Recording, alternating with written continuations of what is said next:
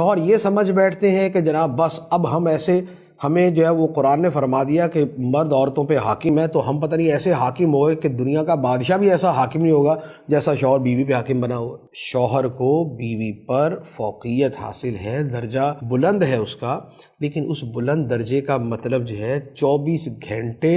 اور 60 سال کی ایسی نوکری نہیں کہ جس کے اندر کبھی آرام نام کی چیز ہی نہیں، ایسا نہیں ہے۔ شوہر جو ہے وہ تو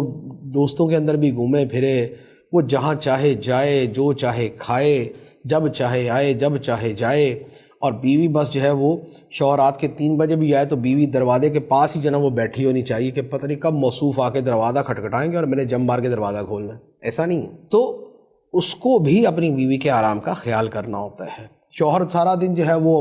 کیا نام ہے روڈوں پہ پھرتا رہے اور رات میں آ کے بولے کہ میری ٹانگیں بڑی درد کر رہی ہیں تو لہذا صبح تک میری ٹانگیں دباتے رہو، تو یہ جو فضولیات والی خدمات ہیں یہ خدمات نہیں۔ خدمت سے مراد کہ جو معقول لوگوں کے گھروں میں جو خدمات لی جاتی ہیں اور جس کی کوشش کی جاتی ہے۔ شوہر کو بھی یہ دیکھنا ہوتا ہے کہ وہ بیوی کو جو حکم دے رہا ہے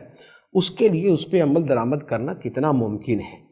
ایسا تو نہیں ہے کہ شوہر بیوی کو بولے کہ تم 24 گھنٹے ایک ٹانگ پہ کھڑی ہو جاؤ، نہ تم مجھے سوتی نظر آؤ، نہ تم مجھے کھاتی نظر آؤ، نہ تم مجھے کوئی جو ہے نا آرام سے بیٹھی نظر آؤ، بس ہر وقت جو ہے نا چہل قدمی ہو رہی ہو۔ تو اب یہ جو مرض ہے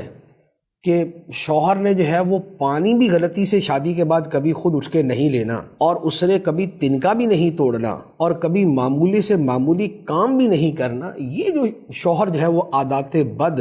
جو ہے وہ اپنا کے بیٹھے ہوں، تو بہرحال یہ ان کی غلطی ہوگی کہ اب اگر بیوی ان کی بات نہیں مانتی اور ان کی پرواہ نہیں کرتی۔ جائز حکم میں ہی اطاعت کرنے کی اجازت ہے، ناجائز میں نہیں۔ یعنی شوہر بولے کہ تم اپنے ماں باپ سے تعلق توڑ دو، تو اب ماں باپ سے تعلق توڑنا جائز نہیں ہے، تو اس میں شوہر کی اطاعت کرنے کی ضرورت نہیں ہے، بلکہ یہ اطاعت کرنا ہی جائز نہیں ہوگا۔